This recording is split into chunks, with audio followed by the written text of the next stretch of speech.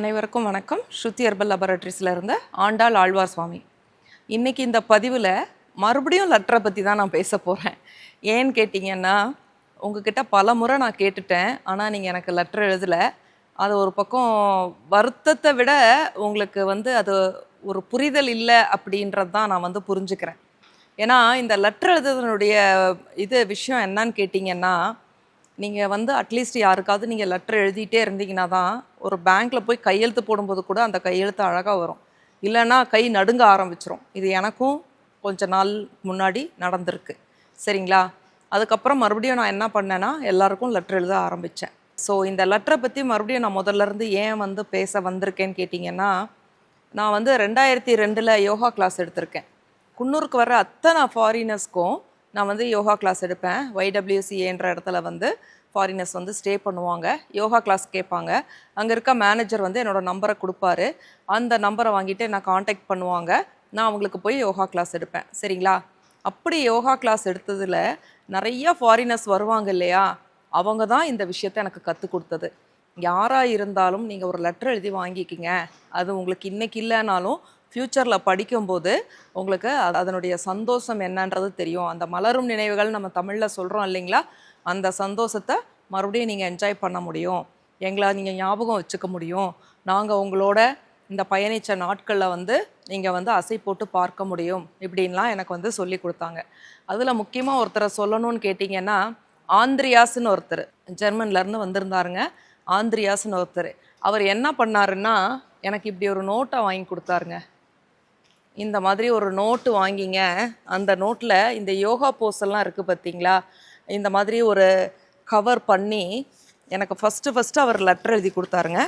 இந்த மாதிரி அழகாக டிசைன் பண்ணி அதில் பார்த்தீங்கன்னா ஒரு ஃபஸ்ட்டு அவர் தான் எனக்கு எழுதி கொடுக்குறாரு. ஒரு கோல்டன் பெனில் அவர் எழுதி கொடுக்குறாரு.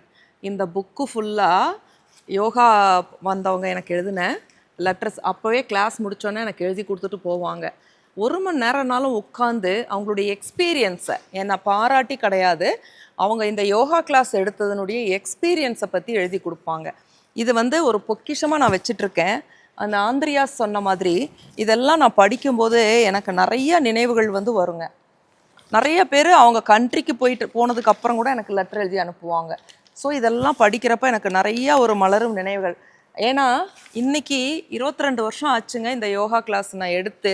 ஆனால் இன்றைக்கி படிக்கும்போது எனக்கு என்ன தோணுன்னா, இவங்களையெல்லாம் நம்ம சந்திச்சிருக்கோமா, இவங்களுக்கெல்லாம் கிளாஸ் எடுத்திருக்கோமா, இந்த மாதிரியெல்லாம் என்கிட்ட எழுதி கொடுத்துட்டு போயிருக்காங்களா அப்படின்னு சொல்லி யோசிக்கும்போது அந்த காலத்துக்கே நான் போயிடுவேன். அது ஒரு இனிமையான அனுபவம். அதுக்காக தான் உங்ககிட்ட நான் லெட்டர் கேட்குறேன். அப்படி கேட்டதில் நான் ஏற்கனவே ஒரு வீடியோவில் சொன்னேன், மருதாத்தாள் அப்படின்றவங்களும் எழில்மதி அப்படின்றவங்களும் ஆளுக்கு ஒரு லெட்டர் போட்டிருக்காங்க. அப்புறம் கடைசியாக பார்த்திங்கன்னா எனக்கு கீதா அப்படின்றவங்க திருச்சியிலேருந்து, அவங்கள பற்றி நான் ஏற்கனவே சொல்லியிருக்கேன். அவங்க ஒரு லெட்டர் அழகாக எழுதி நீட்டாக பேக் பண்ணி இந்த மாதிரி அனுப்பிச்சி விட்ருக்காங்க. அவங்களும் லெட்டர் போட்டிருக்காங்க. சரிங்களா? அவங்க லெட்டர் மட்டும் போடலைங்க, இன்னொரு கிஃப்ட் ஒன்று அனுப்பிச்சிருக்காங்க. நான் எல்லாருக்கிட்டையும் திரும்பி சொல்கிறது, எனக்கு கிஃப்டெல்லாம் வேண்டாம், லெட்டர் மட்டும் கொடுத்தா போதும்னு. அவங்க அனுப்பிச்ச கிஃப்ட் என்னன்னு கேட்டிங்கன்னா, பெரிய பொறுப்பை கொடுத்துருக்காங்க. இங்கே பார்த்தீங்களா, விநாயகர் அனுப்பிச்சிருக்காங்க. இவரை பாதுகாக்கிறது எவ்வளோ ஒரு கஷ்டமான விஷயம், நீங்கள் யோசிச்சு பாருங்களேன். இந்த விநாயகரை உள்ளே வச்சு இந்த லெட்டரையும் வச்சு எனக்கு அனுப்பி விட்ருக்காங்க. நான் இங்கே பேசிட்டு போன தொழில் முனைவோர்கள்ட்ட கேட்டுக்கிறது என்னென்னா, எனக்கு லெட்டர் மட்டும் போதும். இப்போ இவரை எவ்வளோ பத்திரமா நான் பாதுகாக்கணும் பாருங்கள். ஒரு பூஜை ரூமில் வைக்கணும், பூஜை பண்ணணும், பூ போடணும், அப்புறம் கரெக்டாக இவரை மெயின்டைன் பண்ணணும். இவரை தூக்கி நான் வெளியில் போட முடியுமா, யோசிச்சு பாருங்கள். எவ்வளோ பத்திரமா பாதுகாக்கணும். ஸோ இந்த மாதிரி பொறுப்பெல்லாம், பெரிய பொறுப்பெல்லாம் எனக்கு தயவு செய்து கொடுக்க வேண்டாம். சரிங்களா? எனிவே கீதாவுக்கு ரொம்ப நன்றி. ஏன்னு கேட்டால் பிள்ளையார் எனக்கு ரொம்ப பிடிக்கும், அதனால் பிள்ளையார் அனுப்பிச்சிருக்கீங்க. ரொம்ப சந்தோஷம் Geetha. Thank you for sending this Pillaiyar. ஓகேங்களா? இது மட்டும் இல்லைங்க, என்கிட்ட இவ்வளோதான் இருக்கான்னு கேட்காதீங்க. நிறைய லெட்டர்ஸ் வச்சுருக்கேன். அதாவது எப்போவோ வந்த லெட்டர்ஸ் எல்லாம் வச்சுருக்கேன். இதெல்லாம் என்னோட பயணித்தவங்க எழுதின லெட்டர்ஸ். சரிங்களா? இதெல்லாம் உங்களுக்கு காட்டுறக்காக தான் கொண்டு வந்திருக்கேன். இன்னொரு சந்தர்ப்பத்தில் இந்த லெட்டரை பற்றியெல்லாம் உங்களுக்கு நான் படித்து காட்டுறேன்.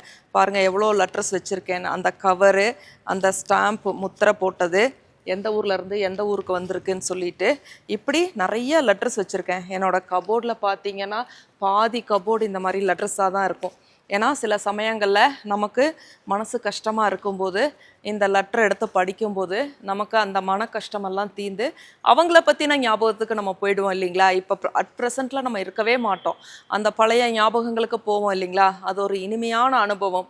நீங்களும் உங்களுடைய அட்ரஸ் இங்கே வந்து பேசினவங்க உங்கள் அட்ரஸ் யாருக்கு லெட்டர் தேவைன்னு நீங்கள் விருப்பப்படுறீங்களோ உங்கள் அட்ரஸை எனக்கு பர்சனலாக அனுப்பிச்சிங்கன்னா உங்களுடைய வீடியோவை பார்த்துட்டு உங்களுடைய ஞாபகங்களை நான் மனசில் வச்சுக்கிட்டு உங்களுக்கு ஒரு லெட்டர் போடுவேன். விருப்பப்படுறவங்க உங்கள் அட்ரஸ் அனுப்புங்க. அதே சமயத்தில் கண்டிப்பாக எல்லாரும் எனக்கு ஒரு லெட்டர் போடுங்க. அதை நான் ரொம்ப ஆவலோடு எதிர்பார்த்துட்ருக்கேங்க. ஏன்னா இது இன்னைக்கு இல்லைனாலும் இன்னொரு 5-10 வருஷம் கழிச்சு, இன்னொரு 20 வருஷம் கழிச்சு நான் வயசான காலத்தில் தனிமை, எல்லாருக்கும் அந்த வயசான காலத்தில் ஒரு தனிமை இருக்குங்க. அந்த தனிமையில் இந்த லெட்டர்லாம் படிக்கும்போது எவ்வளோ சந்தோஷமாக இருக்கும். யோசிச்சு பாருங்களேன், கொஞ்சம் கற்பனை பண்ணி பாருங்கள், ரொம்ப நல்லா இருக்குங்க. இதைத்தான் நான் வந்து விரும்புகிறேன். எனக்கு மட்டும் இல்லைங்க, உங்கள் நண்பர்கள், உங்களுடைய அம்மா அப்பா, உங்களோட மாமனார் மாமியார், உங்கள் உறவுகள் எல்லாருக்கும் நீங்கள் லெட்டர் எழுதி பழகுங்க. இது ஒரு சிறந்த ஒரு பயிற்சின்னே நான் சொல்லுவேன். இது வந்து எனக்காக வேண்டாம், உங்களுக்காக நீங்கள் பண்ணுங்க. சரிங்களா? தேங்க்யூங்க.